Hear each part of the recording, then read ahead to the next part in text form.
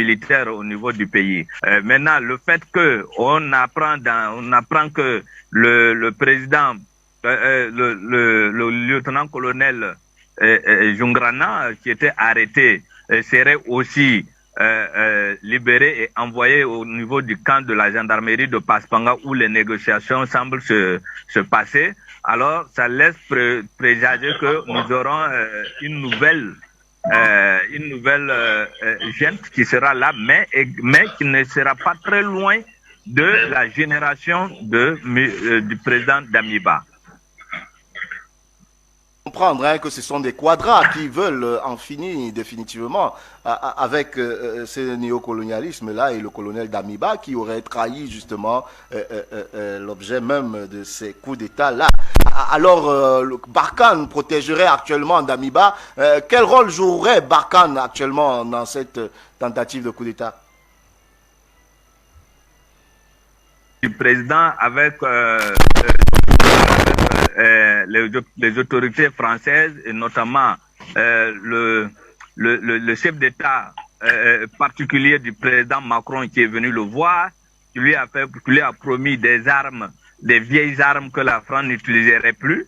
Et donc tout ça, ça vexait autour de Damiba en milieu militaire, qui trouve que c'est anormal d'aller continuer à mendier auprès donc de ces autorités, auprès des autorités françaises.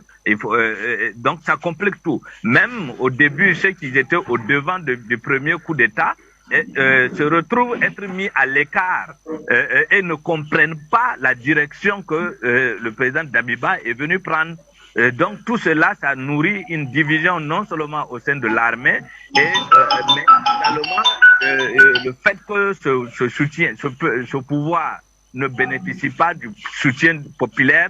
Il était évident qu'on allait avoir au sein de cette armée-là des gens qui ne peuvent pas continuer à laisser le pays aller dans la dérive. Je vous rappelle que le pays est occupé à 40%. Nous avons des villes entières qui sont désormais coupées du pays. Nous avons des axes où on ne peut même pas emprunter. On n'avait pas connu ça avec même un pouvoir civil. Et au lieu de se concentrer dans la lutte contre le terrorisme, il s'est lancé dans une politique politicienne. On ne comprend rien. Il n'y a aucune politique nationale de développement. Il n'y a aucune politique nationale de lutte contre le terrorisme. On tâtonne. En tant que militaire, venir au pouvoir, être un civil et continuer à tâtonner comme ça, c'est pas bon. Donc c'était évident que au sein de l'armée, on allait voir que une réaction, on s'attendait à une réaction de l'armée dont la grande partie n'est pas d'accord, et surtout la gendarmerie également qui se voit mis à l'écart et qui se voit aussi refuser. On lui refuse des armes pour aller combattre, alors que c'est elle qui mène le plus des opérations sur le terrain. Et donc, ça fait qu'aujourd'hui, ils en ont ras le bol et ils ont pris les responsabilités. Larba, on va un peu essayer d'avoir l'avis de notre ami Nestor. Est-ce que Nestor est connecté aussi? Nestor, bonjour. Bonjour. Alors, Nestor Podassé, leader panafricaniste au Burkina Faso. Alors, quelle première leçon pouvez-vous tirer de cette tentative de coup d'État actuellement? Hier, nous sommes sortis à Bogo-Gulasso manifester pour demander le départ de Damiba s'il est incapable de se séparer de la France et de rompre avec tout ce qui n'est pas bien. Maintenant, ça trouve que dès la nuit, nous avons appris qu'il y a eu des bruits de bottes du côté de Ouagadougou. Moi, je suis à Bogo-Gulasso. À l'heure où je vous parle, il y a la population au niveau de place Tiefo Amoro pour continuer notre manifestation. Donc, pour le moment, nous observons pour voir, mais celui qui va arriver chaque qu'il doit travailler avec la volonté du peuple, car le peuple ne veut plus entendre parler de la France, le peuple ne veut plus entendre parler d'alliance avec qui que ce soit. Le peuple veut que celui qui va venir prenne la direction et fasse la volonté du peuple. Donc pour le moment, il y avait cérémonie de sortie des sous-officiers de la gendarmerie aujourd'hui. Donc le Premier ministre même se trouve à Bogo-Gulasso ici, actuellement. Donc je viens de voir le communiqué de l'état-major de la gendarmerie qui a suspendu la cérémonie. Donc pour le moment, c'est très confus. Et je confirme aussi que le cargo qui vient d'atterrir, on ne sait pas c'est quoi qui est dedans, comme Israël Larbalombo vient de le dire. Mais nous sommes mobilisés, nous sommes déterminés. Nous devons aller jusqu'au bout. Et notre volonté doit être faite, c'est-à-dire la volonté du peuple.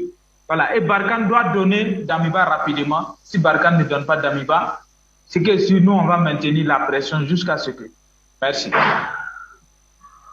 Maintenir la pression, mais vous le dites, hein, Barkhane tient actuellement le président de transition Damiba et le protège, justement qu'il soit victime de ce coup d'État. Est-ce que pour vous cela confirme effectivement que la France était derrière le coup d'État qu'avait conduit le colonel Damiba?